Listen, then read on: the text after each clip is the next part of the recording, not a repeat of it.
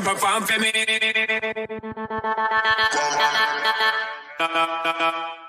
Come over here and perform for me. I'm on it. Give me the. Baby boy, stay on my mind. Just give me the light. I'm on it. Give me the. You know, realize I am the DJ, so me take up the mic and then say, just give me the light and pass the joe. Make you feel like you're in control. Yeah, let me know my sides and I got to know which one is gonna catch my flow. Cause I'm in the vibes and I got my dough. Make you feel like I'm in and go. Yeah, I'm looking hype and I got. Hello, everyone. Welcome to the second part of episode 1 for Barrera's Bucket. I am your host, Mike Barrera. If you caught the show this past week, we talked to Adam Mack about Cleveland State and the Horizon League. We had a great conversation about that, and we also broke down 10 conferences entering the college basketball season, which starts in, I think, about 34 days. Today's the 5th of October when we're recording, so we're closing in on 1 month now for the start of the season, which I'm super excited about. Today's episode, we're going to be talking about another group of conferences. We're going to be talking specifically about the Big East. I'm going to be joined by Johnny Ulecka in one moment. If you know Johnny's work from AATSports Network, he does some great videos. He does great work with the weekly show on Wednesday nights. He's been a big help for me producing and getting ourselves, out to the people with all our knowledge about soccer, football, and everything else in between. So I'm really excited to have him on the show to talk Big East and Villanova. Like I said, he's a local guy, big Nova fan, so I know he's going to have a lot of thoughts about that. After that, we're going to talk about a handful of conferences: the ASun, ACC, Patriot, SWAC, Southern, Southland, Summit, Sun Belt, the WAC, and the WCC. So a lot of S's, a lot of W's there. We have a lot to talk about. So without further ado, I'm going to bring Johnny onto the show, and we're going to get right to talking about the Villanova Wildcats. There you go, Johnny. How you doing, man? I'm great. You did say the Patriot League. Quickly, what are your thoughts on Lehigh? That is local team to me in the Bethlehem area. It's so weird, the Patriot League, because they had a schedule where they basically just played themselves over and over and over last year. I believe it was Holy Cross and BC played with masks on last season. So it was really bizarre. I'm taking Colgate. I'm going to preview this early. I'm taking Colgate to win the conference this year, but I think Lehigh could do okay. I mean, it's so hard to tell after last season. You really can't have a good prediction on them off that sample size, As long as they're better than their football team. Their team has scored, I think it's 9 points in 5 games. Oh my gosh. They are absolutely terrible. But I digress there. But I'm ready to talk some. I got my my Nova behind me, my V behind me. Yes, I'm excited. So obviously you're a Nova fan. I grew up as a UNC fan, hence the jersey here. I know we have we had a very good championship matchup between each other. What was it, 2018 or was it 2016? I think it was 20. Was it? It had to be 2018. No, 2018 was Michigan. 2016 was Carolina, because there was the Chris Jenkins shot after, I think it was Marcus Page? Marcus Page, yep. Yeah. If my mom's a Villanova fan, because she went to Villanova. So I remember watching that game with her. Marcus Page has the most incredible shot you've ever seen in your life. And then Jenkins just stabs us in the heart. I'm sure you were ecstatic after that night. Yeah, but I didn't make as much noise because my daughter Nora was only 4 months old. So yeah, she was sleeping in the back. Couldn't be screaming, but it was a lot of quiet fist pumping and screaming inside, I guess you could say. Because that was actually the first championship that I had ever witnessed with any of my teams. Oh, really? The other one would have been the Eagles in 2017. But that was the year afterward. That's right. Right. The year before, they had Nova won, and then 2017, and then 2018, you had Nova win again. So had a little bit of a run there, and now it's dry spell. But see, that's the thing. I forgot you're not a Phillies fan. You're a Mariners fan. So I'm 30 years old. So for me, the Phillies were the first title to come home, and then I was the Eagles fan. I had my daughter was about maybe a year and a half, and I remember being like, yeah, like just quiet screams into the pillows when they won the title. But that Nova game versus UNC was one that, even though we lost, was one of the most memorable games I can remember in that big of a stage. So, hats off to you. My mom was happy, so I guess that's a win for me, The win is something for you there. It's something for me. It gave me some consolation. But, Villanova, once again, is in the spotlight. Jay Wright, now a Hall of Fame coach who just won the gold medal with Team USA. He had a very busy summer. And once again, he has a team with a very high bar that most fans are expecting them to reach. What is your initial thoughts on Villanova after you've had the summer to think about the team? The one thing I absolutely love, and I know you and I have talked about it, Yeah. Gillespie and Jermaine Samuels coming back, taking that extra year, able to come back. And I think that's huge. It's big for Gillespie because, he missed the tournament. The year before that, there was no tournament. So he hasn't had that playoff exposure being such a veteran player. I know he wants time to shine. He wants to be able to be in that spotlight, to play in that spotlight. And, Samuel's another, big addition. It brings you, and I know they have some youth and they have some young players that, we'll talk a little bit about, but I just think those two guys they're basically what other teams have been getting in the transfer portal. It's basically two transfer portal additions, veteran additions that you're getting and you're keeping on this team. I do know Demir Cosby-Roundtree will not be playing. He was taken off the roster a couple of days ago. I saw he had a shin injury or a leg injury. I think that hurts a little bit with Robinson Earl not being there. The biggest question is the center position, which it's a pretty big question because you have Eric Dixon, who played a little bit. He's a big body. But what kind of a role does he fit? And, they have the recruit in Joe. I think it's Njoku. I think that's his name. I just want to make sure that I'm not. Nana Njoku, who's a 6'9" forward. 260 from Delaware. But he's a freshman. So it's and the one thing I love with Jay Wright is he doesn't care what your star rating is. He doesn't care what your ESPN rating is. That doesn't matter. What matters is you coming in, you playing your tail off. If one player who's a 3-star recruit is better than a player who's a 5-star recruit, 2-star recruit's going to play. We saw it with a couple of players. Alabama starting guard Quinterly. He wasn't starting right away. He didn't play. He was almost like in the doghouse. When you're not practicing hard enough, when you're not getting it, unfortunately, and he's a very good player for Alabama. He's a very talented player, but some of these players don't want to wait 2 years until they finally get their shot to play. And, Villanova is about development and developing as a basketball player, but also it's developing as a person. That's another thing that's huge with that. Oh, absolutely. And that's one of those things where even if this roster may have some question marks, and last year, obviously, with the Gillespie injury, you had a lot of question marks entering the tournament. I think one thing that most people can, hang their hats on is that Jay Wright is going to have his team prepared. It's unbelievable. You see, last week I talked to Adam Mack about Cleveland State, and he talked about Dennis Gates, an up-and-coming star, an up-and-coming young coach that is turning some heads.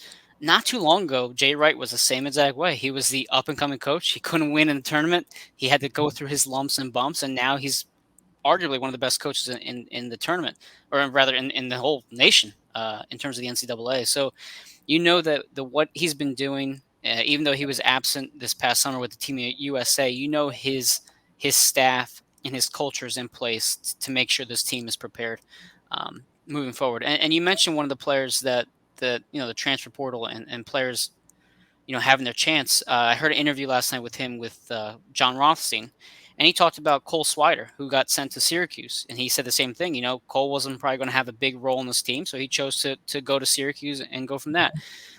Just from his what you saw from him last year, how big of an effect do you think losing Cole Swider will be, or any effect at all? I think it'll be a tiny bit of an effect, but the way I look, I know, a player like Trey Patterson, and he was a freshman last year. He was actually able to play in the last couple of games, in the season. I think he's going to get a bigger role with the team. And a player like Brandon Slater, I feel like he's a player that's almost that next guy. He had that huge dunk against Baylor, that in your face, that kind of was like a highlight. But I think he's a player that's going to get a lot more playing Yeah. time, and that next, rising player. I don't think it's that huge of a loss. In my opinion, I really don't. Just because of the way Villanova, um, the way they can develop their players, I don't Yeah. think it's that huge. It's not like he was a key piece. He was a bench guy. I think Brian Antoine's injury is going to hurt. I think luckily it's not season ending. 6 weeks, I think they said, right? 6 weeks. So that's one thing. And again, he's another player. He's a player, a 5-star recruit. Couldn't really, he had his lumps. It wasn't easy. But I just feel that losing him isn't that big with you're getting Gillespie and Samuels back, and Justin Moore is a year older, and Caleb Daniels is a year older. I think you're going to see more of the guard oriented Villanova squad. You remember back in the day when they had Alan Ray and Mike Nardi, and you have Randy Foy and Kyle Lowry, and you have all these guards. I think you're going to see a little bit more guard centric in terms of the offense, because they have a lot of Caleb Daniels isn't big, and Justin Moore is not real huge. Jermaine Samuels is the biggest guy. I think he's like 6'7". Yeah, and Brandon Slater's 6'7", 220. He's not the biggest guy either. Exactly. I think their biggest guy, I think, actually is Njoku. Yeah, 6'9", 260. Because Dixon's 6'8", 255. Jordan Longino, he's a freshman from Doylestown. Trey Patterson's 6'9", 220. But the big thing with these guys, like a Justin Moore, and I love is, he's 6'4". Yeah, he's only 6'7", but they rebound like they're a lot bigger. They put themselves in it's the defensive positions and the positioning that they put. And I feel that, if you want to look a little bit into the Big East, a team like Marquette, all the players that they lost in the transfer portal. Dawson Garcia to UNC right here. Yeah, exactly. And now they were able to, get some other players. They were able to get, I think, they got Morcell from Maryland, the defensive player of the year. Yep. And Kolek from George Mason, they got him as well. So yes. But the thing is, how is that team going to? Let's see, how are they going to coexist? All these different players that left and all these different players that came in. So that's one thing I'm really interested to see with them, because I think Shaka Smart's a really good coach. So that's my feeling with that. I don't know. How do you feel with like Marquette? Because I feel like Marquette's a really interesting team because they can be really good, but it all depends on these transfer players and how they coexist. It's weird because for all the praise that Shaka Smart gets from his defensive standpoint, his time at VCU, his time spent in Texas wasn't the best. I mean, obviously you lose to Abilene Christian last year, but they have some work to do. It's not exactly a complete roster. You look at the Big East and you think of the top teams in the Big East, you think Villanova, without a question, number one, UConn, Seton Hall, Xavier, St. John's, Butler. That's, what is that, 1, 2, 3, 4, 5, 6? That's 6 teams right there that I feel more confident in just before the season has even started. If last year the Big East only put in 4 teams into the NCAA tournament, one of them was Georgetown because of the run they had. And they lose Wahab, who's a huge player for them, both physically and, in terms of what they brought to the court. So for Marquette, you have to get used to Shaka's system. You have to find the chemistry and build that around teams like Butler, who's bringing back people, Xavier, UConn, Nova. These are all veteran teams that are established already with their coaches. I can't see Marquette being anywhere past 7th in the Big East. I don't know if it makes sense for you, that number. Yeah, I understand where you're coming from there, and you spoke a little bit about Georgetown, and I know Aminu Muhammad is a big name for them, but I don't know really what to make of them either. For me, I just feel like they could be a super streaky team. They're a hard team to read, and I know that you said Wahab. Losing him, I think, is pretty big. Oh yeah, big time. They lost a couple of pretty good players, and I think he's one of the ones that they like. Like I said, I know they got the big buzz about Muhammad in class, becoming freshman, but again, he's only a freshman. So, and you're going to go all these veteran teams, like you mentioned. And I think another team is St. John's. I think St. Yeah, John's I is, like St. John's a lot. they have that, you know, basically one article I saw says, is there a storm brewing in New York City? And it was, talking about St. John's. And, I wrote down a couple things here, like for them is, there were a good amount of departures. Mhm. But the thing is, I think they can make noise. They have the pieces, the depth, and the one thing I wrote is the rotation is solid. Yeah. In terms of you look at their roster. Mhm. Who I would say for me, who would you say is your favorite player on that team? Well, if I'm looking just from the notes from just what I've been reviewing, I actually heard a interview with the coach from St. John's, and his name is escaping me right now. I think You know, is Mike Anderson? Yes, I believe that's his name. You have Posh Alexander rather, and Champagny as the main guys there, and I just can't wait to see what they can do together. With a full season, full off season to kind of work on, and then they bring in Mathis and Wheeler, those two Big Ten transfers. There's a lot to like about St. John's. People are picking Xavier over them, Seton Hall, UConn, and I think they have fair points. I mean, you can argue a lot, but we've seen it time and time again. And Villanova fans, you can attest to this. When you have great big stud guards like that who can make magic happen, anything's possible, especially when it comes to a tournament. They also brought back Adai Wusu. He averaged 20 minutes a game last year. So they had another player come back. But again, you said those two Big Ten transfers, and you and I went back and forth with this whole transfer thing. You and I were just, oh my God, that first month, back and forth. All these players switching home, and it's basically free agency, and the same thing with college football. It is huge. It's a big part of college sports right now, and if coaches don't think it's right and don't want to explore it, they're going to be left behind because there's going to be a lot of teams that are like, okay, that's fine. We'll lose two players, but we're going to get 2 or 3 players back equal or better. And it's going to help a lot of these. To me, my feeling on like with the college football, because I follow a lot of college football. Yeah.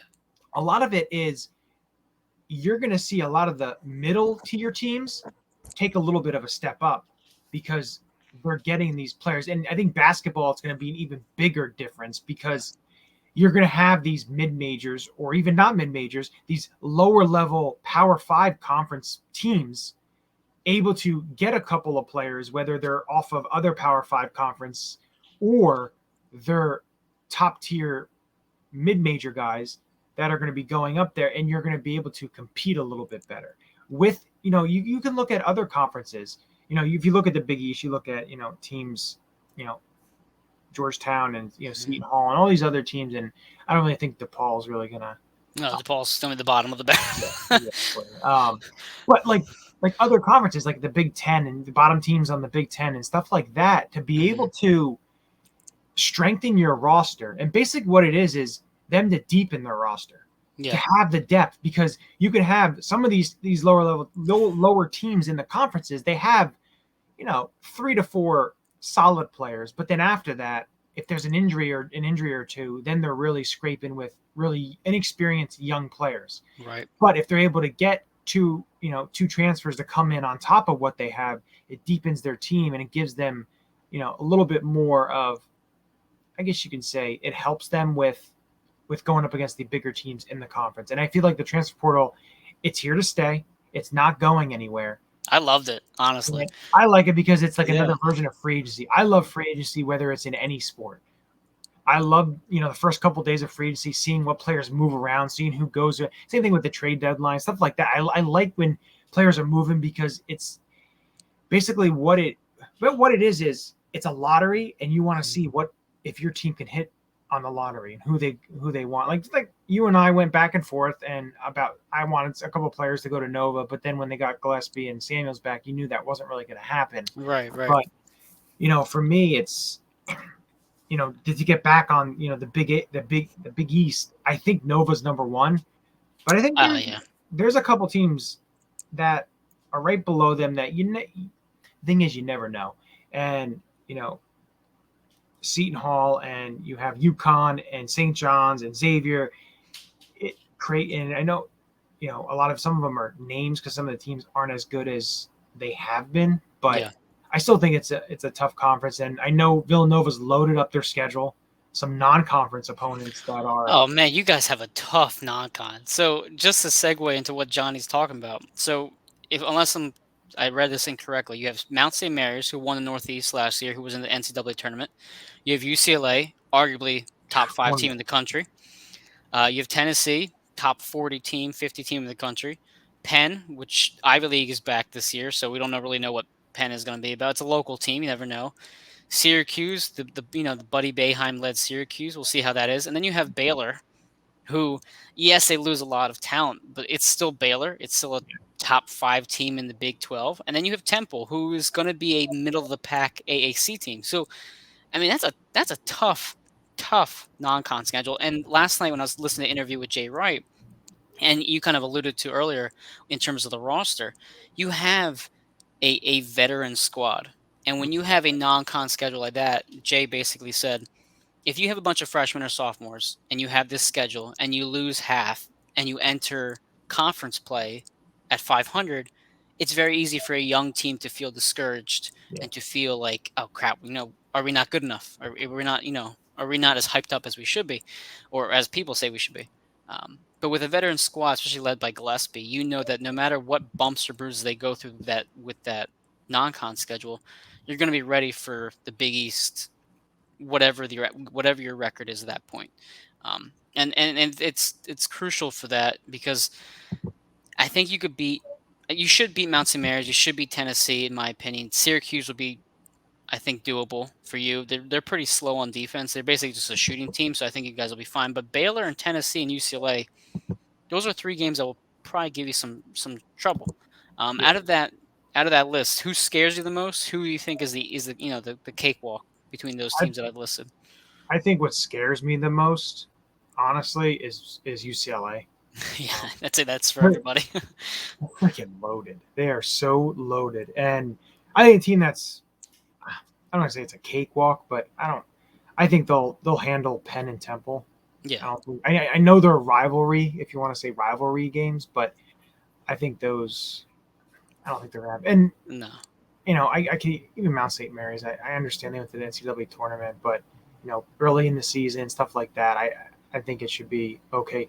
My one thing, and looking at this tough schedule, and I look back in 2015, 2016 season when they won it all, they played Oklahoma early in the season, and they got absolutely beaten. They lost by 23 points. Was that the Buddy Hield Oklahoma Sooners? Or yes. Okay. Then they played them later in the year, and they beat them by 44. Oh my God! So they revenged that. Yeah. And then when they went to 2017, 2018, when they won, they got beat again. Let me see. Maybe they didn't. I was looking at a different year. No, they didn't. Okay. So I thought they got beat again, because sometimes they go deep. Like they'll lose a game early, and they'll come back and they'll play that team again. It may have been the year prior. They'll play that team again, and then they'll beat them. Yeah. And they beat them pretty handily. So it's like they learn from and that's one thing that makes Jay so great, is there's a lesson to be learned every time you go out on that floor. Right. It's not about, oh, we won, okay, great. No, you still can learn. You can learn to be better.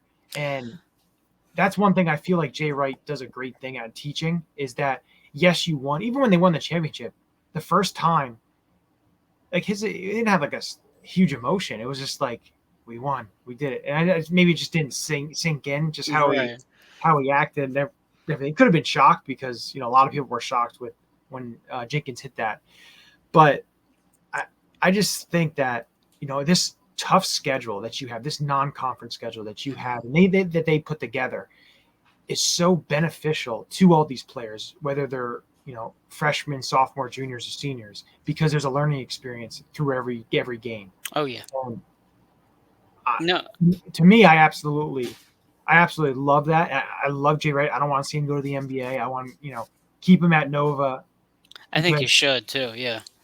Just what he's doing, and it's just absolutely amazing what he's done to this program. They were a pretty good program when he got there because of what they had. They were okay. They were good, but they were never a powerhouse.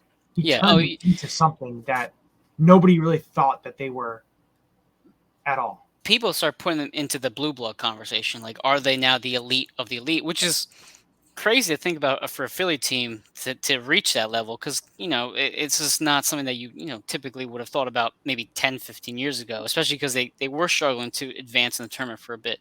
But you kind of touched on a few things there that raise a good point. For one, the schedule and preparing yourself. So the big argument last year was, what's the better conference, the Big 10 or the Big 12? No, I'm sorry, not the Big 12. The Big 12 or the WCC between Gonzaga and Baylor, because Gonzaga and Baylor were arguably the two best teams by far across the nation, talent-wise, coach-wise, etc. So people thought, well, it doesn't matter if Gonzaga plays in the WCC, they're still going to run through whatever team they face. And then they get to Baylor, and Baylor handed them pretty easily. Now, is that all because of the Big 12? No. But I thought, in my opinion, the Big 12 was the best conference in the basketball last season. And the Big 10 being maybe close to second place, if not right tied with them. And it matters. It matters preparing yourself all year to get to it. Because once you get out non-con, it's not like Villanova has a cakewalk in their Big East schedule. There's a lot of tough teams here. So it does mentally prepare you. But a second point that you kind of brought up with Jay Wright, I think everybody counted Villanova out last year after Gillespie went down, and I'm one of them. As soon as I saw Winthrop on that schedule, I was like, "Oh, Winthrop's going to win," and that's it. And they didn't. What was your mentality when Gillespie went down? Did you feel the same kind of like we're screwed? My cat just walked in front of the camera. My apologies. What was your vibe after that injury? The way I thought about when Gillespie got hurt, I was just, it kind of, I was like, oh, he's not even going to be able to play in the tournament. He's a senior, he's not going to be able to experience that, a leader of your team, they're going to need guys to step up. And I think they played really well together. They were so together, basically, playing for one another, wanting to win. And, guys stepped up, Moore and Daniels had to take bigger roles.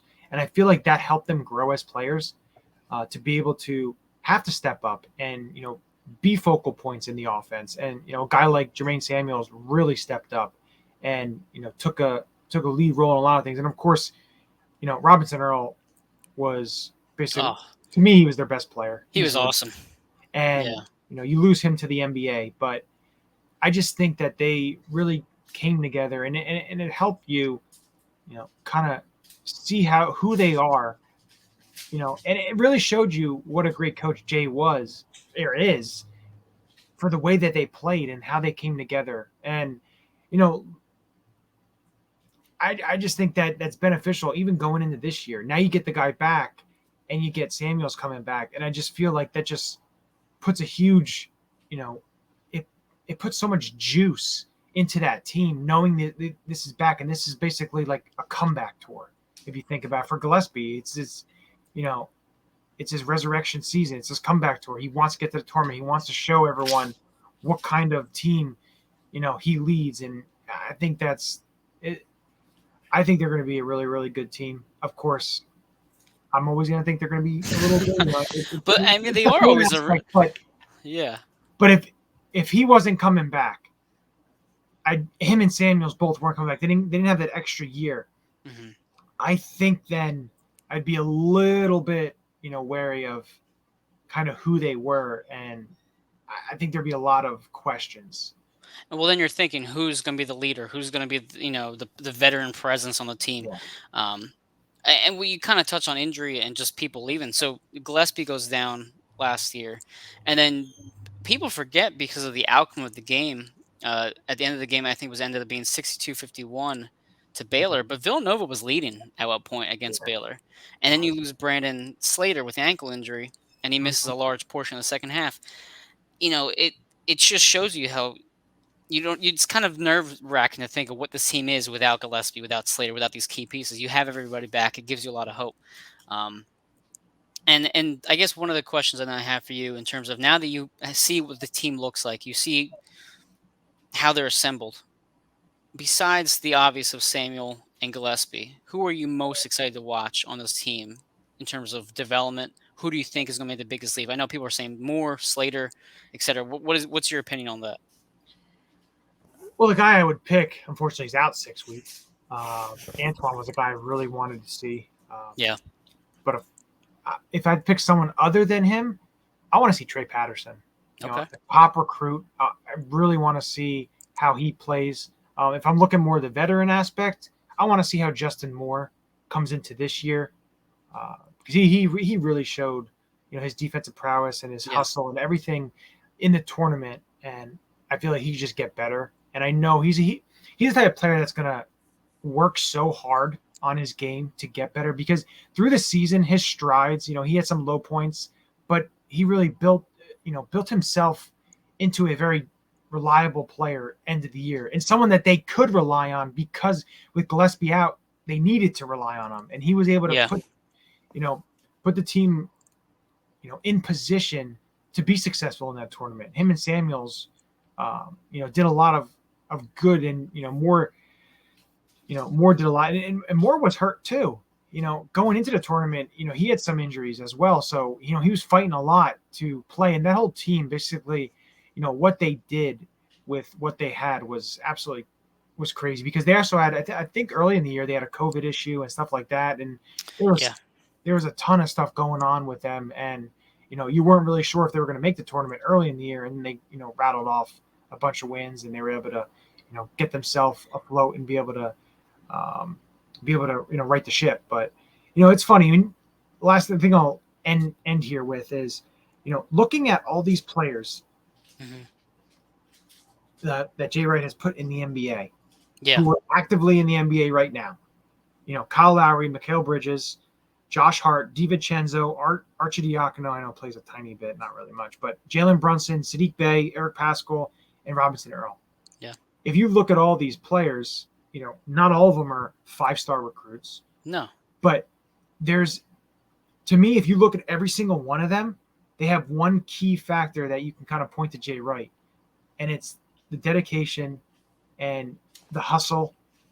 And like you could say with all these players, what they bring to the court and how they developed from when they started. And the funny thing is, I've watched all these players from when they started to what they are now. Like players like Mikal Bridges, I didn't think he was going to be really good. I thought he was going to be okay, and then he really took that next step and everything. And I think that is what I'm really excited to see with this roster, is who's that player when Gillespie and Samuels and Caleb Daniels are no longer there next year.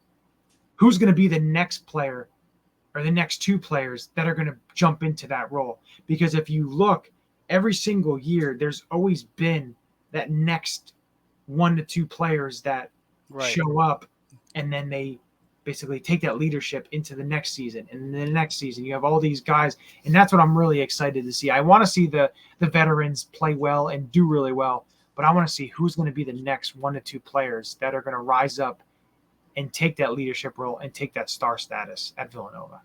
Yeah, and that's one of the biggest questions that, you kind of just answered it, and what I was going to ask about is, you lose JRE, who's obviously an NBA talent. We saw how good he was. And usually when you see a championship contending team, there's always that one player who can be argued for NBA. Do you think Gillespie can take that step in the NBA and be a serviceable player? Or is there anyone in particular do you think might be the body, ready for that next step? I could see, for me, Gillespie is going to be it's going to be a former Villanova player in Arcidiacono, but almost like an Arcidiacono, TJ McConnell type of I could see that player. And you mentioned a championship caliber team losing a player to the NBA. When they won their last championship in 2018, I think losing Amari Spellman was one of the toughest things the team did, because in 2019 they just weren't the same after they lost him. And of course, he wasn't on the list that I said, because I think he's in the G League. But stuff like that is, I think Gillespie can be an NBA player. Like I said, I think he's going to go on the, he'll be towards the end of the bench type of player. Like I said, maybe a McConnell / Archidiakono, but he's going to give you 100% effort all the time. He's not going to, pass the ball when he's under the hoop and not shoot it. Sorry, who are you talking about there, Johnny? I had to throw that in there. The newest mascot for Mr. Softy. Oh my God. I had to try and throw that in there somewhere, but no, I think, and even Jermaine Samuels, I think, possibly, he still has some size, 6'7", I think he's like 220, 230, around that range. He's not a super small player, but he's almost like a tweener, I guess you could say. But yeah, he's a 6'7", 230-pound forward. That's like that in between college big but not NBA big kind of thing. Yeah. But I think Gillespie has a decent shot to at least make a roster. I think Samuels may be more the G League, developing into something possibly. That's kind of all I can say with those two guys. But they're great college players. Oh yeah, and even if he does become like a TJ McConnell, and he just got paid this past offseason, if I remember correctly, he got paid a lot. It's teams need a serviceable backup point guard that can just kind of calm the second unit down, make the right pass, play decent on defense, and provide that the pest for those players on the opposite end. Like TJ did plenty of times. He would just get in their face and nag. And if you get that for 15 minutes every single game, it makes a difference. We saw TJ making a difference week in, week out, and he's doing great now with the Pacers. But I think I agree with you. There might not be a clear-cut NBA talent on this team. Maybe we'll see it as the year develops, something pops up. But regardless, you have a very good college roster, and you're going to need it. I mean, like we mentioned earlier, there's a lot of tough teams here that scare us with JRE being gone. UConn's interior size, especially with a Cook being healthy, is one of those games you're going to have to be pretty cautious about because they have good guard play too. You have RJ Cole in there, who's a solid guard. So it's like, how are they going to compete against UConn? Many people are saying UConn are going to be in second in the Big East, and then you got Xavier with Fremantle. He's a pretty solid big out there. So it's players to worry about when you're facing them a couple times a year in conference play. Is there a team out of the list that we've named that you say right away, this is the team I'm most afraid of that UConn that could take over Nova, rather? I know you said with like the size with UConn, and I remember watching Nova games years ago when their big was Antonio Pena, who was 6'8". Not a huge big, but going up against teams like UConn and Georgetown, who always had bigger interior. Yeah. But for me, like I mentioned before, I think St. John's is going to be a team that's going to surprise people. Yep. Especially if they're able to score, because they can score in bunches, and if they're hot, watch out, because they're going to be able to put up points. And I just think that, I don't know, for me, it's just something about them that they have the talent, and it's just they just need the coach to be able to help them mold it and put it together. And I feel Anderson can do that because he has such a fast-paced style of play that it's beneficial for college basketball and the way college basketball is played. I think it bodes well for that team, and I feel like they're a team. Of course, UConn's very talented, but I just think that St. John's the team that could be a sneaky, scary team in the Big East. I agree with you too. I think I would personally. I mean, I'm not a St. John's fan, but I just really am excited to watch them play, and I hope they do and make it to the tournament. You guys only put in a small handful of teams, and the Big East wants to be a legitimate conference, then they need to put 5-6 teams into the tournament every year. And this is a year I think you can do it. And it's going to be even teams like Butler or Seton Hall in the bubble, possibly. It brings them to the conversation, and I think it's going to be a fun year in the Big East. But we'll wrap up the talk on this conference of Villanova. I'm really happy you joined me to talk about this team because I know we've been chatting all summer, like you said, about the transfer portal. Nova really wasn't in that talk with the transfer portal, but it was kind of just building to get excited about this team. But for your final thought here, what would you call a successful season, and where do you expect this team to finish by the time March Madness comes around? Successful season, of course, making the tournament, and to me, I think you have to at least get to the Sweet 16. Yeah. With your veteran roster and what you have coming back, that's kind of your baseline of what you want to do. For me, what I would say, I'll put a couple predictions out here. I think Okay. Nova, during the season, they will be ranked number one. Okay. They will get number one. Come tournament time, I think they'll be, right now, if I had to put it, I'll say a 2 seed. That's about right. Okay. Yeah. But for me, I think it's where they're going to finish. I would say Sweet 16 or Elite 8. Yeah. I'm not sure that they have the firepower to be able to compete with some of the top tier teams. But again, when the tournament comes, you never know. It's all about matchups. Yeah. So Or Roberts right there we saw last year. You exactly. never know. You just don't know. That's my prediction is I think they'll get over 30 wins. I'll put that out there too. That's a big season, man. I'll say Yeah. I'll say 30 wins to put another notch in the cap of Jay Wright, and we'll go from there. You and I will be talking all year long when it comes to we'll be messaging back and forth, but I'm excited. I can't wait for it. Baseball season's over, now we go on to the next sport. Exactly.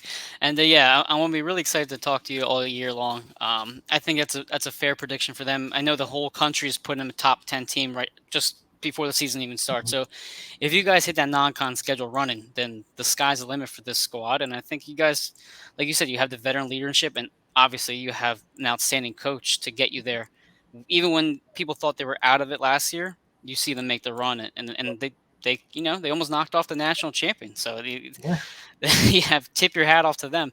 But I just want to say thank you one last time for coming to the show. I really appreciate it. I got another 10 conferences to tackle now, but hopefully we'll have you back on to talk Villanova as the season progresses. Sounds good. Thank you. Man, I appreciate it. Have a good one. All right. So you're stuck with me now for the final 10 conferences. I'll try and make this quick because there's a couple quick hitters here that I know won't pique as much interest as the other squads. But first and foremost, the ASun. I was going to talk about them last week, but I completely skipped over them. A rookie mistake for my first episode. So the ASun, with the team to look at right here is Liberty. They faced Oklahoma State last season in the tournament. A lot of people actually had them picked to beat Oklahoma State, but Kate Cunningham and company were too much for them. But they're a good squad. People compared them to similar to Virginia, like that strong defensive unit, well-coached defensive unit. So I expect them to make the tournament this year. I think consensus, they bring back the player of the year in McGee. Consensus says they're going to win the ASun. And from a gambling standpoint, last season they did pretty solid. You were 7-2 in the non-con in terms of against the spread, and 64% against all games. So if you bet on Liberty last season, you did a fine job in the betting standpoint. Other teams look at in the ASun, and I'll run this quick because I want to talk about the ACC more in depth. Eastern Kentucky, Bellarmine, and Lipscomb are the teams that kind of look for in the ASun in terms of who could compete for the second, third, or fourth spot.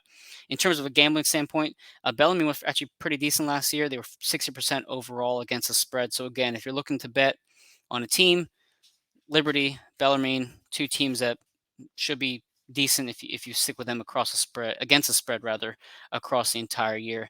And then Stetson and Eastern Kentucky bring back a good amount of their players. So should be a fun conference to watch with the top 4 or 5 teams. Now, I have a North Carolina jersey on, so we've got to talk ACC. A lot of people are not too big on this conference this year. They feel like there's a lot of question marks going around. Obviously, the biggest news is Coach K leaving on his farewell tour. So, he's going to get all the accolades, and ESPN's just going to gush over him all year long. But Duke is going to be a top 5-10 team to start the year, most notably because they're bringing in their big sensation, Paolo Banchero, who's the next phenom for Duke. He'll be someone to watch for sure as the year progresses. But defensively, they're going to be a good squad. They have some question marks on the shooting end, but with Coach K being there on his final year, you just kind of get the vibe that they're going to be right there in the mix at the end of the season for a top seed in the NCAA tournament. I haven't seen anything from Banchero yet. The new phenom coming in, I'll have to make sure I keep an eye on him. But Duke will most likely be a top 3 ACC team. In terms of my North Carolina Tar Heels, the Roy Williams retired last season. He didn't do the farewell tour like Coach K, and his replacement is oh my gosh, what's his name? Hubert Davis. So his first year here as the head coach for UNC. The front court is really where they're going to be strong at. You have Baycott, who's a nice big inside, but on top of that, you bring in Dawson Garcia from Marquette. He's a good addition. I think he can play well with Baycott. If I remember correctly, shot in the mid-30s for 3-point percentage for Marquette. So, and Marquette had Shaka Smart going there. So, he wasn't able to hold on to Dawson Garcia, and it's a big pickup for UNC. In terms of the backcourt, Caleb Lowe was a bit up and down last season. Certainly needs to have a better year. He has a pedigree to be a top player, top guard, but we need to see more from the Tar Heels to really consider them as a top 2 or 3 team in the ACC. But with that front court in place, I think you should be fine overall. So I would assume UNC again top 3 team in the ACC. Then you look at the other squads. Virginia. It's a bit odd. You trust Tony Bennett. You have just Jaden Gardner coming in from East Carolina. He's a solid transfer. There is some question marks about in terms of, do they have that NBA style player that can kind of take them to the next level, like you've seen with the Virginia teams in the past. But similar to Jay Wright, similar to all the great coaches in the tournament, or rather in the NCAA, is that they'll get their team to the tournament and they'll be prepared. You see with Boeheim every single year with Syracuse. Even if they're 11 seed, they somehow find it in them to make a run. So I expect Tony Bennett's Virginia team to be ready to go. Now, Virginia Tech is a team that a lot of people are talking about and are excited about. One stat that I was able to find last night was that they haven't finished better than Virginia since 2011. So they have, they have a long streak going for them in terms of their in-state rival. But Storm Murphy is a transfer from Wofford to keep your eye on. Last season was a bit weird with all the COVID stops, so it's hard to gauge a team who stops and starts all year like we saw from Virginia Tech and from other teams across the country who just dealt with injuries and COVID. So Virginia Tech is a team to keep your eye on. Depth might be an issue for them, but their starters should be pretty good. I think their offense overall will be more balanced than what we've seen previously. So Virginia Tech might be a top 5 team in the ACC. Louisville, another squad to keep an eye on. Mack was suspended for the early portion of the season, so it will be interesting to see how they begin their non-con schedule and how well they do. Malik Williams being healthy is obviously the key here. He's a big piece for their front court. So Louisville, a team that had a couple blowouts last season, if I remember correctly. They didn't exactly perform the best, but again, another team to keep your eye on. Now, one squad and one coach that seems to be very consistent, as always, is Florida State and Leonard Hamilton. You lose a couple players like Barnes and Walker, and you worry if he can replace them with his freshmen that he's bringing in, some top shelf freshmen. But you kind of know what to get. You know what you're going to get with Florida State. They're going to be long. They're going to be very tough on defense. And that's going to put them in the top 25 conversation every single year as long as Hamilton's back there. So, again, another team to look for. It's a bit of a younger group, so maybe this might be one that has a few more lumps and bumps along the way rather than a polished veteran squad like Villanova, like we just talked about with Johnny. So Florida State, again, I would be shocked if they don't finish top 25, 30 team in the country just because of the coach that they have in place. Now, next on the list would be Syracuse. An interview that Coach Boeheim actually had, he basically flat out said, this team will shoot pretty well. They'll be strong offensively in that regard. You obviously saw Buddy Boeheim do phenomenal in the tournament during their once again another run as 11 seed, which annoyed me and many other fans. But they're slower than they typically are from past Syracuse squads. If you're thinking of a team that's going to shoot well but not defend well, Syracuse is one of them. Notre Dame, another one, a team that's probably going to score well but not play a lot of defense. One of the perks with Notre Dame that they're bringing back is Solomon, an assistant coach who's more of a defensive-minded assistant coach. So if you want to see Notre Dame maybe advance through the table of the ACC, Solomon might be the reason why they get there. Their defense last year was pretty crappy overall. You can score with the best of them, great, that's phenomenal. But if you can't stop anyone, then you're always going to be a middle of the pack team. So Syracuse, Notre Dame, two teams that are, wait and see what they can do on the defensive side. But then you have a lot of question mark teams. Miami, can their team stay healthy? Georgia Tech, they had a run last year, a bit towards the end of the season, but how are they going to do against the top teams of the ACC like Florida State, UNC, Louisville, Virginia Tech, Virginia? So, and then after that, Clemson. Clemson was one of those up and down teams as well. One of the ugliest games of the tournament was Rutgers versus Clemson last season. I'm not too big on Clemson in terms of the betting standpoint. I try to stay away from them because they were too unpredictable. I suspect that it'll be the same this year. Stingy defense, average offense, which can be one of those teams that you're kind of iffy about in terms of betting on. So for me personally, Clemson, I'm staying away. One of my future guests, Tristan Freeman from Busting Brackets. You can follow him at Hoopsnut351. I'm hoping to bring him on with the next couple weeks. He was at Pittsburgh's open practice the other day, and he highlighted some good things. Gouye, one of their new players from Stony Brook, he's a good athlete defender. He seems confident from behind the three. Oladapo has good hustle, good defense, but they struggle from three. They struggle from the free throw line. Jeff Capel has a lot of work to do. They've lost players consistently since they've been under him. He really hasn't done anything to impress anybody with Pittsburgh so far.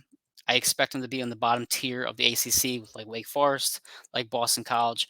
I'm hoping that's not the case. We'd like to see as many teams be successful in their respective conferences, but right now the target's on Capel to assemble a team that can compete with the likes of the ACC, which at this point seems kind of slim. So I hope to have Tristan Freeman on the show within the next couple of weeks to talk about Pittsburgh and everything else. But the ACC, if I'm going to pick somebody to win it, as much as I want to say UNC is going to win it, Tennessee has a chance. They lose two NBA players.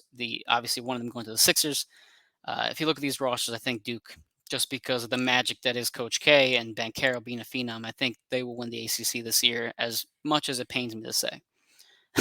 Now, a couple quick hitters here so we can get through these conferences. The Patriot League, as I mentioned with Johnny earlier, the Colgate made it to the tournament. They lost to Arkansas in the first round.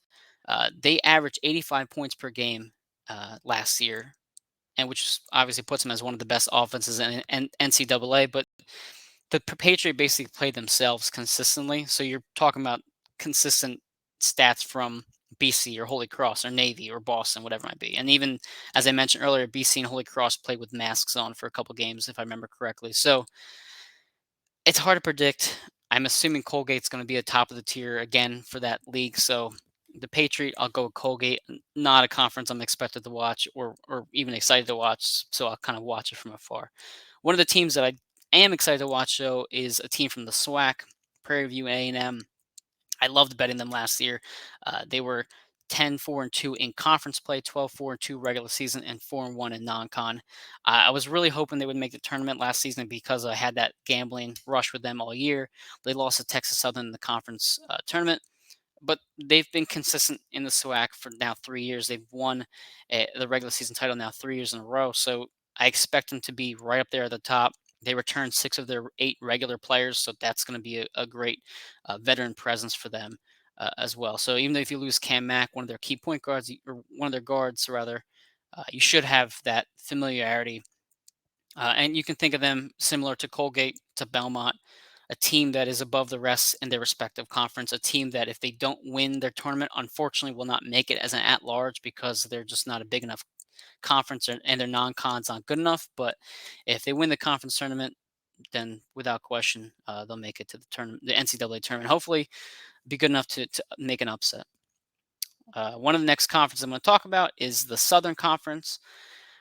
The first team I had noticed here was Mercer. If you remember the team Mercer from 2014, they upset Duke in the tournament, but they have not made the tournament since, so they have a long drought ahead of them now. You're looking at 7-8 years being out. You bring some experience to the backcourt with Jalen Johnson from Tennessee and Wake Forest. He had his experience in the more Power 6 style conference, and the front court seems to have a lot of depth as well. So hopefully Mercer can finally break the drought and get back into the NCAA. For ETSU, you have a new coach in Desmond Oliver. He spent a few years at Tennessee assistant, so he comes from a good background, good pedigree, and they returned their leading scorer, Ladarius Brewer, who's also a good outside shooter. A few incoming freshmen, and Jaden Seymour from Wichita State as well. So, and then finally, Jordan King is a good scoring guard from Siena. So ETSU, some people are putting up towards the top of the table for Southern. So keep an eye on them as well. Next are two teams that are more familiar for people, Wofford and Furman. Wofford lost two of their best scorers in Storm Murphy and Trey Holloway. Storm Murphy, I just mentioned earlier, having been one of the big transfers. But Messiah Jones is the front court player to watch, and likely going to be a backcourt by committee to replace the two guards that have left. So it's always tough when you lose two of your best three scorers. Scoring is just so hard to replace. Rebounding, that can go to effort. Defense can sometimes go to effort or even just athletic ability, but scoring is hard to do sometimes. So to replace those two is going to be a tall order. But Sofford and Klessman had earned all freshman accolades for them, so they have a young squad, but looks like to be a promising squad overall. And lastly, Furman, they too lose two of their top three scorers, but they have a good trio there. Bothwell, Hunter, and Slauson will be the next set of guys to step up for them. Hunter in particular has been a point guard for a while now, and he shot 40% from three from a stat that I pulled. So, you have some youth that you have to kind of push together to blend it all out to see what happens. But when you have someone like Hunter shooting that well from three, you look to be okay. In terms of just who I'm going to pick, I'm going to go with Furman. No real reason why. I'm just going to kind of take them, but it looks like it'll be a competitive league for those four teams that I mentioned so far. Southland, another conference that I'm not really looking forward to watch, and it sucks for them that the conference realignments has kind of hurt them. They lost four teams from this conference, specifically the four best teams in the conference. Abilene Christian, we saw them beat Texas last year in the NCAA tournament. Stephen F. Austin, Sam Houston, Lamar, they all go to the WAC, a conference I'm about to predict in a couple minutes. So you're left with, okay, who's next? Who's the next best team in the Southland, rather? And it's Nicholls State. They won 14-2 last year.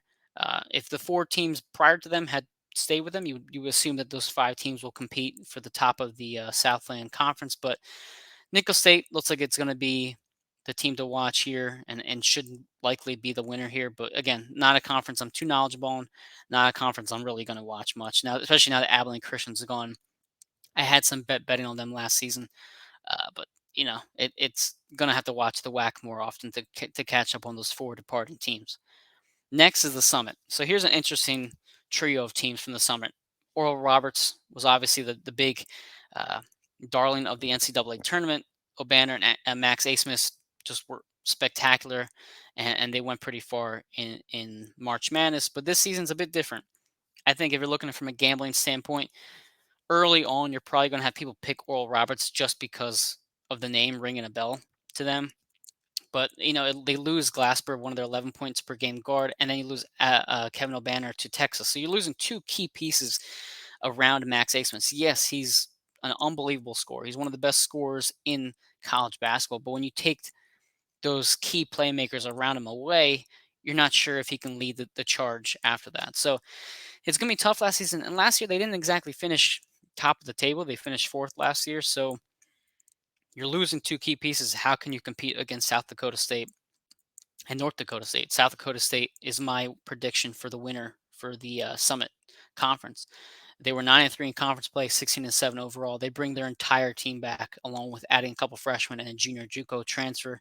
They've won at least a share of the conference title 4 seasons in a row now under Coach Eric Henderson. So a team that I had tried betting on last season a bit. I didn't exactly do great because I kind of just picked the wrong matchups. I think I picked them against North Dakota State one game and missed the spread there. But when you bring an entire roster back, and I kind of talked about this the first episode with Southern Utah, you have a great chance to win your conference tournament and then advance in the NCAA tournament.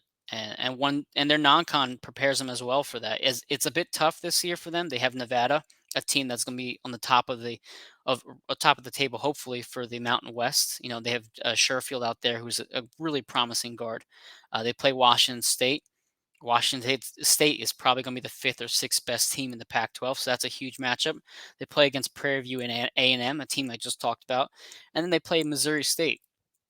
When you look at the Missouri Valley Conference, Missouri State isn't exactly a team who comes up right away after you think of Drake or Loyola Chicago, but Missouri State could very well be the third best team in that conference, if not second best, based off the roster they have back. So you're looking at non-conference schedule.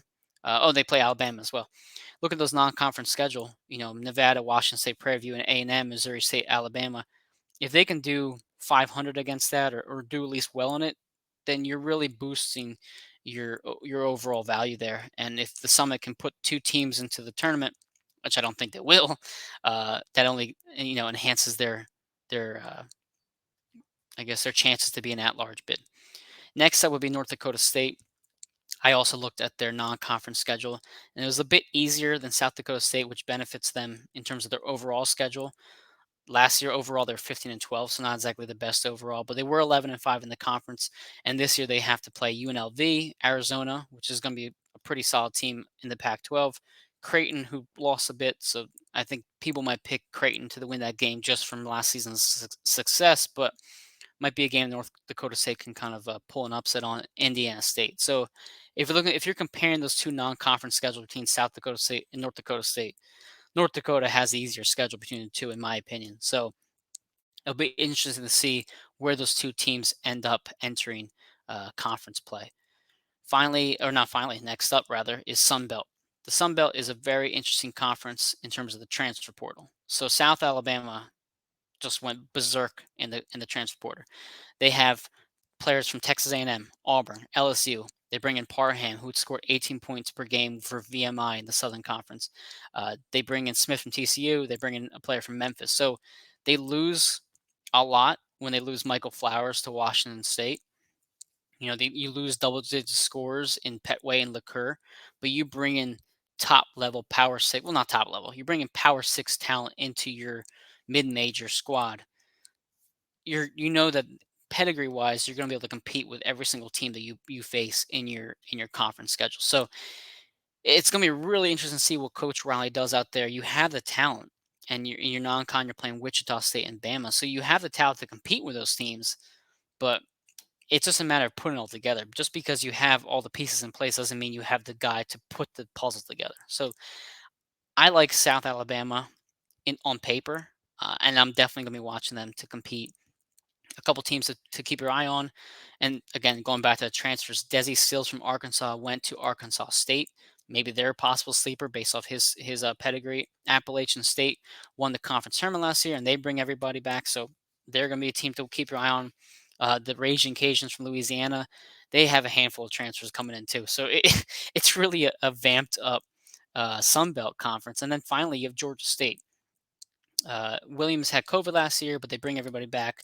They lose 2 of the players that they had on the roster previously, but they weren't significant pieces. So you return your leading scorer, including Corey Allen, who was 15 points per game as a guard, and he was 42% from 3. You also have a transfer from Western Kentucky with Jordan Rawls. So you have an experienced squad, with the collection coming back. Georgia State should be a team to keep your eye on. I would say it's between Georgia State and South Alabama. I'm going to go with the experience and the depth and the return players. I've said that before on the previous episode. I prefer the continuous roster rather than a makeshift roster in terms of who will beat who head-to-head matchup. And then 2 more conferences to go, and then I'll let you guys go. I have the WAC. I mentioned the 4 Texas teams coming in from the other conference: Abilene Christian, Stephen F. Austin, Sam Houston, and Lamar. In terms of Abilene Christian, you're losing a lot, so don't just look at last year's tournament and say, okay, I'm going to pick them to win from a betting standpoint. You're losing a lot of players, so you have to keep your eye on that. Stephen F. Austin, Kent Smith was a good Southland player, so they bring a good amount back. They might make a legitimate run in the WAC. Sam Houston, they lose a handful of players, including Zach Natal. He had 19.3 points per game in Monroe, 10 points per game. They were the top 2 of the 3. They were saying 2 of the top 3 scorers for that team. So Sam Houston might have some struggles as well. But they have Lampley, who was 39.9% from 3 on 193 attempts. And you also bring in the Utah State 7-2 center, Karofsky. If you watched Utah State last year, you knew Cato was an absolute beast on the inside. And, they didn't take him out a whole lot because of how good he was. He was the next level talent.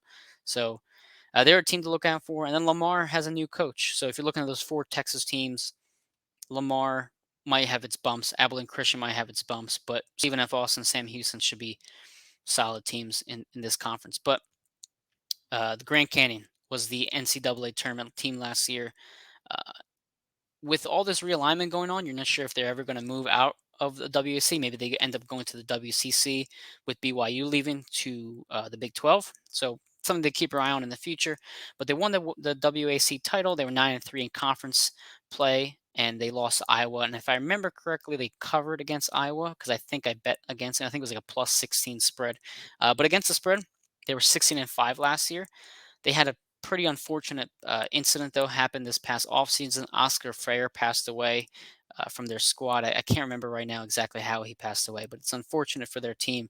And from the basketball standpoint, he had 6.6 points per game. So from the competitive standpoint, it's not a massive loss, but obviously you lose a player uh, in that manner. It's always tough to overcome. And you lose 4 starters as well. So you're going to have to rely heavily on transfers for Grand Canyon. I don't know if that's good enough for them to compete for the WAC, but we'll see. Again, similar to what I said with South Alabama, how will their coach put all those transfers together, get their heads right after such an unfortunate passing from Freyer, and kind of enter the season with a clear head. And then Teddy Allen from New Mexico State brings a lot of returning players back. COVID hurt a lot of the Western Conference teams, or the Western, I guess, side of the United States a bit, and New Mexico State was one of them. So see how he does with their roster coming back, kind of a fresh start. COVID was last year. Get your guys ready to rock and roll and see. So, and then finally for this conference, the three-man weave, who I've talked about previously, a very big college basketball group of guys who I really love and admire their work. They've mentioned Cal Baptist and Seattle as being a possible sleeper. 2 teams I haven't gotten too far into in terms of research, but again, if a three-man weave, highlight them. I'm always willing to share that and pass it along to you guys so you're prepared for the college basketball year. And last but not least, the WCC. So last season, a lot of people thought that Gonzaga was not prepared for the tournament or would falter in the tournament because they play in the WCC. And I think last season was wasn't the best conference compared to how they are now. So I can see why people thought that. Gonzaga, though, was in terms of the quality of players just so above the rest of the country outside of Baylor.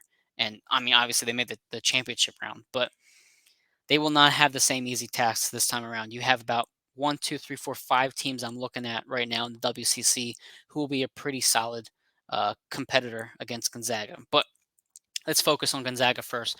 You have Timmy, likely going to be one of the best big men in the country, likely going to be a contender for Player of the Year. He got exposed against Baylor. I thought, they did a great job putting him out against Davion Mitchell and basically isolating him against an elite guard. So he didn't have the best performance from a defensive standpoint, but you bring in Chet Holmgren, who's the biggest freshman phenom right now coming into the NCAA, in my opinion. If you watch him over the summer of the U19 squad, he's just a freak of a talent. He's super long, but he can handle the ball well. He can play defense. He can shoot. Holmgren and Timmy together in that front court is going to be really, really stout, both on the offensive side, and now you have someone to cover Timmy on the defensive side as well. Nembhard is the other big player to watch. He's probably going to be the 3rd best player on the team. But there's a couple question marks. Mark Few had the DUI over the offseason. I don't know what his suspension is going to be like. You lose key players like Suggs. He went to the NBA. Kispert, who was just a great shooting talent. He also goes to the NBA. And you lose Ayayi and Cook as well. Yes, you bring in Hunter Sallis, who's a 5-star guard who's going to start. But do you trust this team to compete at the same level with a freshman guard, even if he's a 5-star talent? Can he replace what they had before? Same with Holmgren. As good as he is, will he go through his ups and downs of playing at this next level? There's a lot to look forward to in terms of how Mark Few is going to organize a squad. But you have Bolton coming from Iowa State. He's a senior guard. He led ISU in scoring, so he will help with the scoring side of things. And then Strother will help to make up for the Kispert shooting. He was 39% from 3, so it's big shoes to fill because Kispert was such a good shooter. But Strother, Bolton, they bring scoring into that team. And overall, I don't see Gonzaga being the 2nd place team in this conference. Yes, there's question marks, but Mark Few has proven that he's dominant against the WCC competition. Next up is BYU. People are putting BYU as a 25th ranked team in the nation to start the year. Rightfully so. Mark Pope has done a great job out there.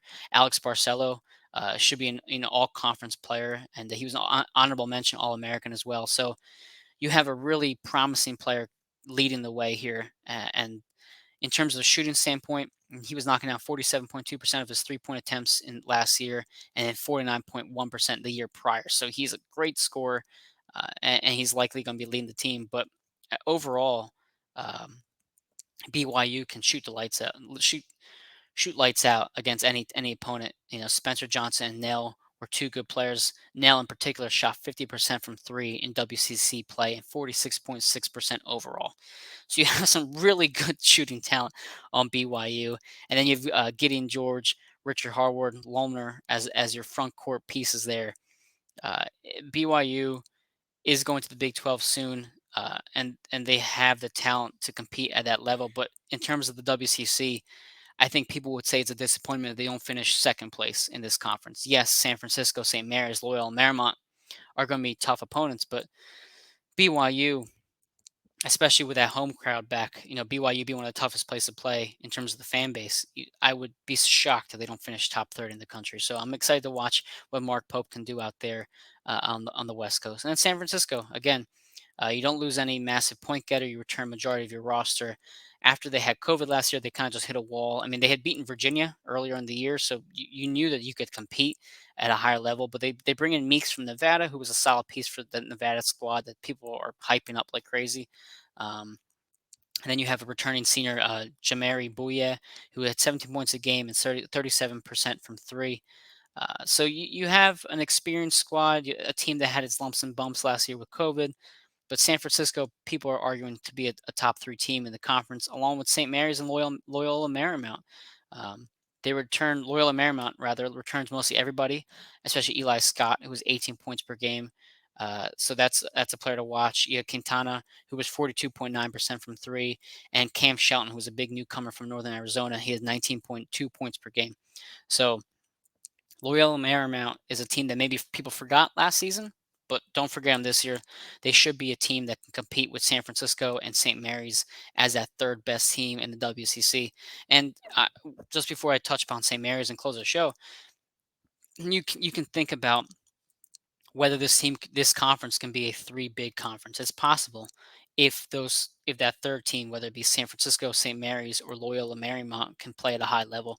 We saw BYU have their run cut short last season, and obviously, as I mentioned, Gonzaga was such an impressive squad. But St. Mary's, Randy Bennett has been so good for the past 20 years. He finished seventh last year, which was the worst finish he's had in his time there over the last 2 decades. And you played Gonzaga and BYU twice each, so it's tough to beat those two teams, especially after you cancel a bunch of other games to boost your resume entering that year. But regardless, they went to the NIT and they return everybody. So you have an experienced squad with an experienced coach who can now go 10-9 players deep on his roster. And one of the biggest international players coming in is a highly touted freshman called Augustus Marisulionis, if I am pronouncing that correctly. So an international prospect, some experience. St. Mary's, Loyola Marymount, San Francisco. Again, I'll say it. Those three teams will be fighting for that third spot, if not second spot, in the WCC. But overall, those are the 11 conferences I want to talk to you about today.